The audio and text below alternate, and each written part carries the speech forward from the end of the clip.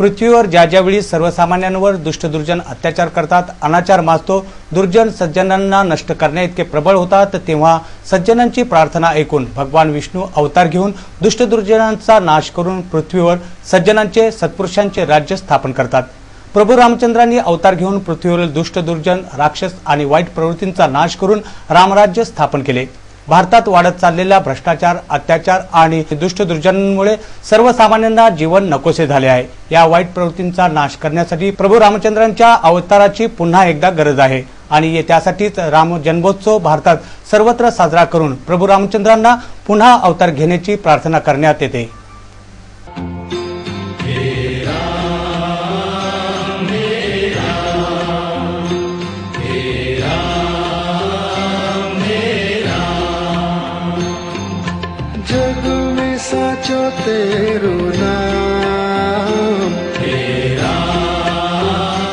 पनवेल येथील 200 वर्ष पुरातन अशा बालाजी मंदिरात परंपरेनुसार श्री राम जन्मोत्सव साजरा करण्यात आला। हजारो भाविकांनी श्री रामाचा जय जयकार करीत या जन्मोत्सवात सहभाग घेत भावपूर्ण अंतःकरणाने श्री रामाचे दर्शन घेतले।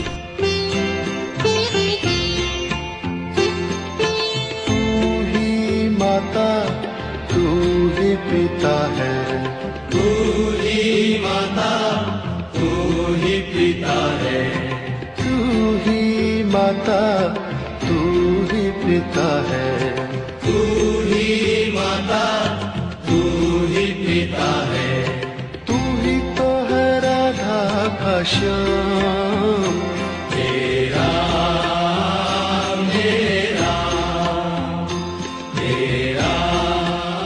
श्री बालाजी मंदिरातील श्री राम जन्मोत्सवाला 200 वर्ष जुनी परंपरा असल्याची माहिती बालाजी देवस्थान ट्रस्टचे अध्यक्ष रतनचंद करवा यांनी दिली।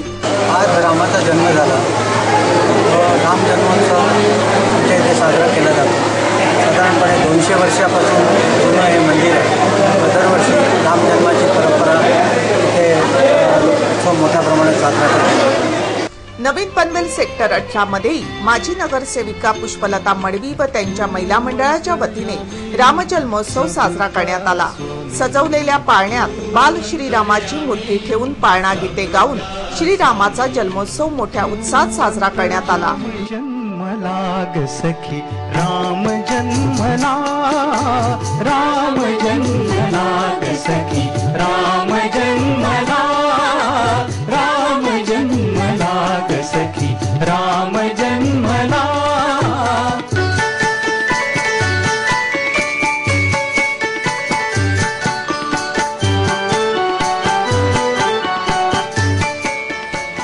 यावेळी कर्वे गुरुजींनी श्रीराम जन्माचे कीर्तन केले। हजारो भाविक तल्लीन होऊन हे कीर्तन ऐकत होते। यानंतर महाप्रसादाचा लाभही हजारो भाविकांनी घेतला। आमदार विवेक पाटील व माजी नगराध्यक्ष जयंत म्हात्रे यांनी या मंदिरात येऊन श्रीरामाचे दर्शन घेतले। माजी नगरसेविका पुष्पलता मडवी यांनी या श्रीराम जन्मोत्सव कार्यक्रमाची अधिक माहिती दिली। राम मंदिराला 12 वर्ष पूर्ण झालेली आहेत आणि दरवर्षाप्रमाणे येथे मोठ्या उत्साहात राम उत्सव साजरा केला जातो। शिवाय जलाराम जयंती पण साजरी केली जाते।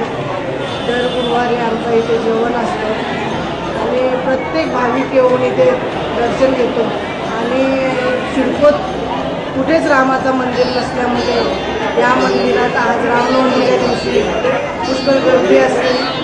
सगळ्या भाविकांना व्यवस्थित दर्शन मिळतं। तू ही बिगाडे तू ही सवारे, तू ही बिगाडे तू ही सवारे।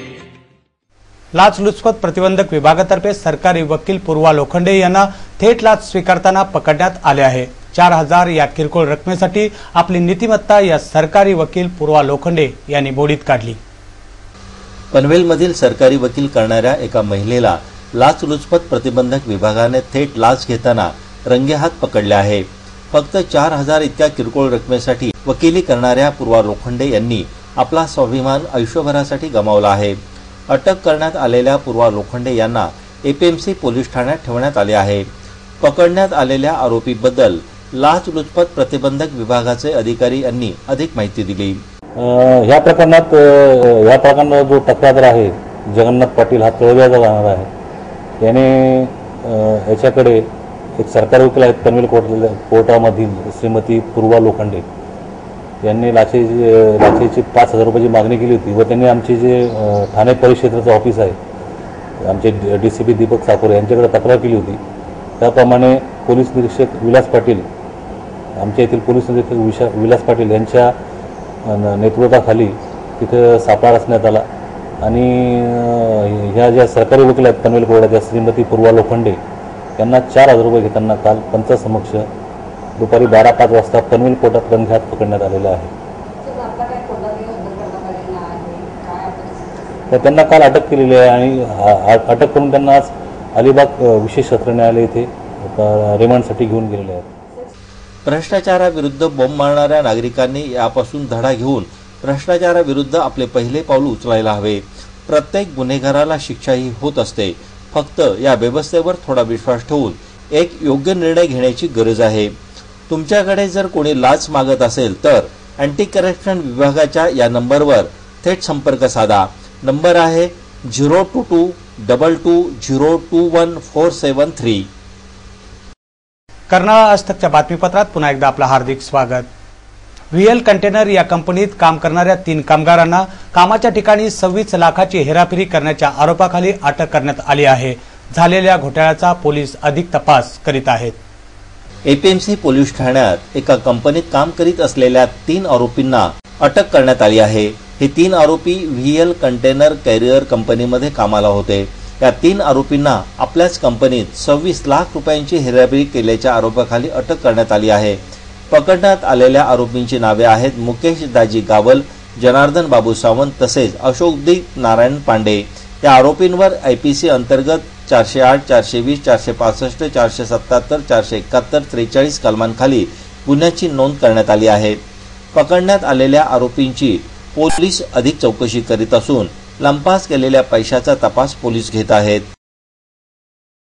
एक सूर एक ताल या पनवेल पंचायत समिती पनवेलतर्फे कळंबोलीच्या प्राथमिक शाळेत शिक्षण महोत्सवाचे आयोजन करण्यात आले होते। या महोत्सवाचे उद्घाटन जिल्हा परिषद अध्यक्षा सौ कविता गायकवाड यांच्या हस्ते करण्यात आले। पनवेल पंचायत समितीच्या शिक्षण विभागातर्फे कळंबोलीतील जिल्हा परिषदेच्या मराठी प्राथमिक शाळेमध्ये शिक्षण महोत्सव एक सूर एक ताल या कार्यक्रमाचे आयोजन करण्यात आले होते। या शिक्षण महोत्सवाचे उद्घाटन जिल्हा परिषद अध्यक्षा कविता गायकवाड यांच्या हस्ते करण्यात आले। यावेळी जिल्हा परिषदेचे माजी आरोग्य व शिक्षण सभापती बाळाराम पाटील, RPIचे जिल्हाध्यक्ष जगदीश गायकवाड, पंचायत समितीचे सभापती हरेश केणी, माजी सभापती काशीनाथ पाटील, प्रकाश जेतेकर, गट शिक्षण अधिकारी मीना यादव आदी मान्यवरांसमेत जिल्हा परिषद व पंचायत समिती सदस्य, विद्यार्थी तसेच शिक्षक मोठ्या संख्येने उपस्थित होते। यावेळी बाळाराम पाटील यांनी विद्यार्थ्यांशी संवाद साधला। सुरुवातीला मनापासून या ठिकाणी पनवेल पंचायत समितीचं या ठिकाणी अभिनंदन करेन की अतिशय चांगला उपक्रम आपण तेवढ्याच ताकदीने या ठिकाणी राबवला आहात आणि गेले सातत्याला अनेक वर्ष पनवेल पंचायत समितीने स्वतःचा असं एक वेगळंपण या ठिकाणी राखलेलं आहे। शासनाला अपेक्षित असणारे किंवा शासनाकडून न येणारे हे अनेक उपक्रम ज्या ताकदीनं या तालुक्यामध्ये आपण राबवलेले आहेत त्याच पद्धतीचा एक सुंदर कार्यक्रम या ठिकाणी आपण आयोजित केल्याबद्दल पंचायत समितीचे सभापती, उपसभापती, या ठिकाणी उपस्थित असलेल्या गट शिक्षण अधिकारी आणि साऱ्या शिक्षण विभागाचं मनापासून अभिनंदन करतो। सर्व शिक्षा अभियानाच्या माध्यमातून या ठिकाणी हे 2 नवीन उपक्रम आज आपण राबवतोय आणि खऱ्या अर्थानं तालुक्यातील सारा शिक्षक वृंद आणि विद्यार्थी या ठिकाणी एकत्र येऊन आपण या कार्यक्रमाचे आयोजन करतोय।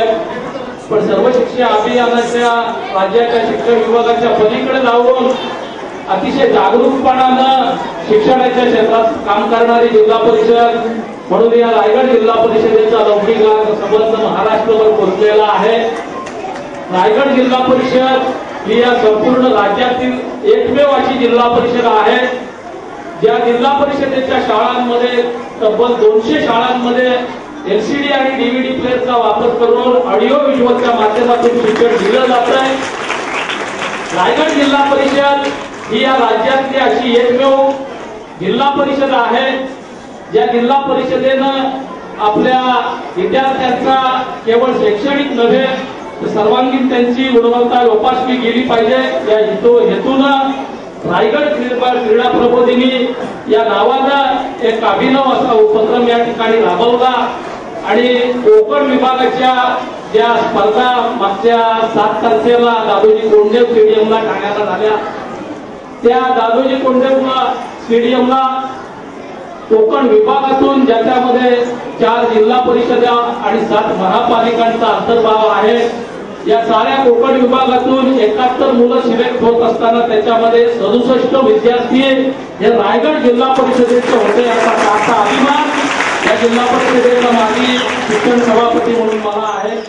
विद्यार्थ्यांच्या वतीने आयोजित करण्यात आलेल्या या विज्ञान प्रदर्शनाची मान्यवरांनी पाहणी केली. ही आहेत या कार्यक्रमाची काही क्षणचित्रे.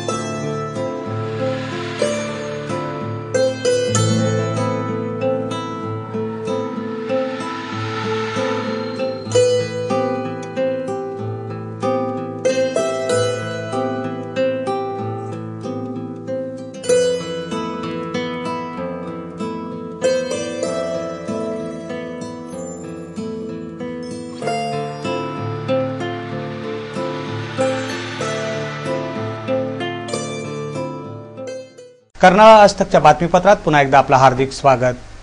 स्वतःसोबत समाजाच्या सुरक्षेचे भान काही नागरिक ठेवीत असतात. कोणताही अनुचित प्रकार घडू नये ही सामाजिक जाणीव काही व्यावसायिक ठेवत असतात. यासाठी विजय भाटे या व्यावसायिकाने आपल्या घरात, कार्यालयात तसेच नेरूळ स्थानकावर सीसीटीव्ही कॅमेरे बसवून घेतले आहेत. यामुळे चोरीच्या घटना कमी होतील असा विश्वास ते व्यक्त करीत आहेत.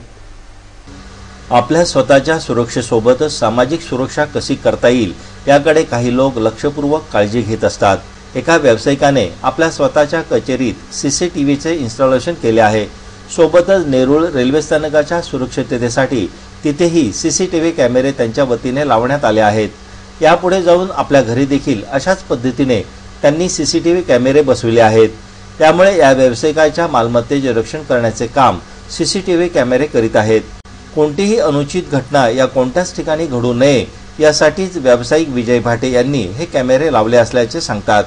याच पद्धतीचे धोरण जर जास्तीत जास्त व्यावसायिक किंवा नागरिकांनी अवलंबले तर गुन्ह्याचे प्रमाण नक्कीच कमी होण्यात मदत होईल. हे निश्चितच. या विषयावर अधिक माहिती व्यावसायिक विजय भाटे यांनी आमच्या प्रतिनिधींना दिली. मैं विजय घाटे सेक्टर 17 में रहता हूँ, नेरूल नवी मुंबई. विजय जी, देखा ही जा रहा है कि आपने काफी सारे सीसीटीवी कैमरे लगा रखे हैं. इसके पीछे क्या मंशा रही है आपकी?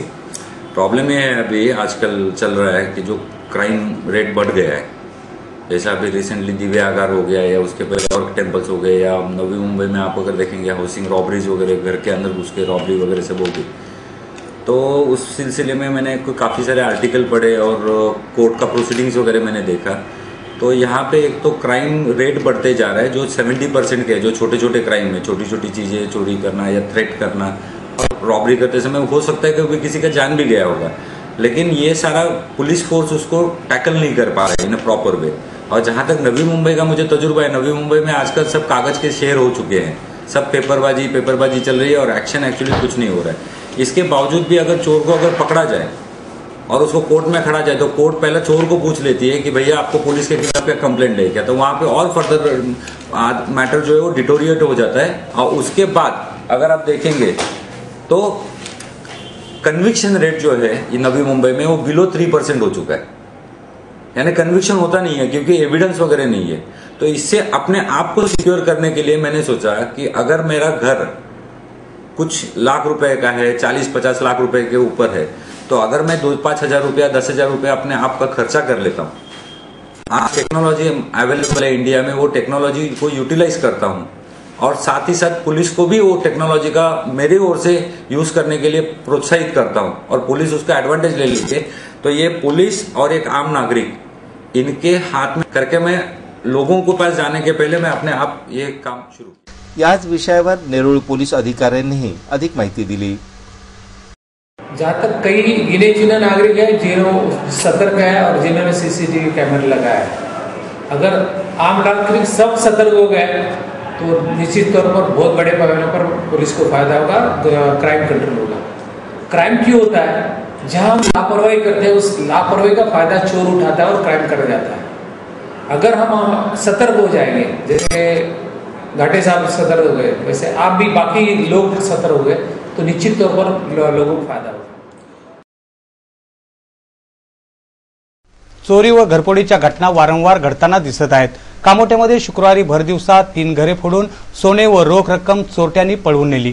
चोरीच्या या वाढत्या घटनेमुळे नागरिक संतापले असून चोरांचा आत्मविश्वास मात्र दुणावला आहे आणि पोलिसांचा तपास यासारख्या घटनांमध्ये मात्र मंदावलेला दिसत आहे। शुक्रवारी कामोठ्यामध्ये अनेक ठिकाणी दिवसाढवळ्या चोरी व घरफोडीच्या गुन्ह्यांची नोंद कामोठे पोलीस ठाण्यात करण्यात आली आहे। हाइट्स, ग्रीनस्केप, स्काय या सोसायट्यांमध्ये काही घरफोडी करण्यात आली। कैलाश हाइट्सच्या 9व्या मजल्यावरून 21 तोळे सोने चोरांनी पळवले, तर 10व्या मजल्यावरून दुसरे घर फोडून एक सोन्याची चेन व रोख रक्कम 8,000 रुपये पळविण्यात आले। घटनास्थळी आमच्या प्रतिनिधींनी चोरी झालेल्या घरमालकांशी संवाद साधला। उस टाइम व्यक्ति कुछ नहीं थे, मेरी सिर्फ वाइफ थी आखिरी घर में। अच्छा। काम के लिए बाजार में गए थे शॉपिंग के लिए। उस टाइम में ये हादसा हुआ। उसने तुरंत मेरे को 4:30 बजे फोन किया कि भाई आपने घर में चोरी हुआ है। ये लगभग घटना 12:30 या 1:30 बजे से 4:30 बजे के। तो मतलब इतने देर तक आपके घर में कोई भी कोई नहीं था। ये जानना ये चाहेंगे कि आपके घर में कुल मिलाकर कितने सदस्य हैं यहाँ? हमारे घर में कुल मिलाकर हम लोग 4 सदस्य हैं। 4 में से कोई भी व्यक्ति मौजूद नहीं? कोई नहीं थे। चोरी ऐसे लूट या चोरी की घटना में अगर बात की जाए तो कम से कम चोर क्या क्या चुरा के भागने में कामयाब हुए हैं? पूरा गोल्ड था हमारा, पूरा गोल्ड लेके भाग गए। लगभग कितने तोले लेकर भागने में कामयाब हुए? 21-22 तोला सोने लेके भाग गए। काही बिल्डिंग बांधणाऱ्या बिल्डरशी आमच्या प्रतिनिधींनी संवाद साधला। यहाँ के बिल्डिंग के लोगों का इस तरह की शिकायत है कि यहाँ पर इंटरकॉम लगा के देने की बात की गई थी, जो आज तक नहीं दी गई। लगा हुआ है, बट हर एक इंटरकॉम में कुछ प्रॉब्लम से कुछ इसके पहले भी 6 महीना पहले भी इस इमारत में चोरी हो चुकी है। तो उनका साफ आरोप है कि भाई जो भी यहाँ के पैसे होते हैं हम तो बिल्डर के पास जमा कर देते हैं, उसके बाद वो झांकने तक नहीं आते। इसमें कितनी तो आज हम कैसे आते इधर? हाँ, वो सपना तो आया नहीं आज। तो सर आप एक बात बताइए कि एक ही गलती वापस दोबारा दोहराई जा रही है और आप आपके अगर संतावना दे रहे हैं तो आपको लगता है कि आपके संतावना से उनका काम हो जाएगा? नहीं, तो हमको अभी जो सिक्योरिटी चाहिए, बिल्डर तो बैठ के करेगा नहीं। सिक्योरिटी जो चाहिए वो सिक्योरिटी ऑलरेडी रखी हुई है। हाँ। 2 वॉचमैन सेट दिन में, 2 वॉचमैन नाइट्स में। एक ही गेट ऑपरेट कर रहे हैं, 2 गेट भी ऑपरेट नहीं कर रहे सिक्योरिटी के हिसाब से। नीचे एक सेफ्टी ग्रिल एक्स्ट्रा बिठाई गई है रात को भी। आपको नहीं लगता कि एक सीसीटीवी कैमरा अगर लगा दिया जाए कि कौन सा व्यक्ति इंटर कर रहा है, कौन सा जा रहा है, महीनों तक का उसमें रिकॉर्डिंग होता है, इससे कुछ हद तक चोरी की घटना पर लगाम लग जाएगी? अभी जैसा समझो आज ये हुआ इंसिडेंस। हाँ। मालूम पड़ा चलो ये हुआ इंसिडेंस, तो प्रिकॉशनरी मेजर्स वो भी ऑलरेडी हमने बोल दिया है सीसीटीवी कैमरे के लिए भी। जैसा हमको मालूम पड़ा हमने ऑलरेडी वो बोल दिया हुआ है।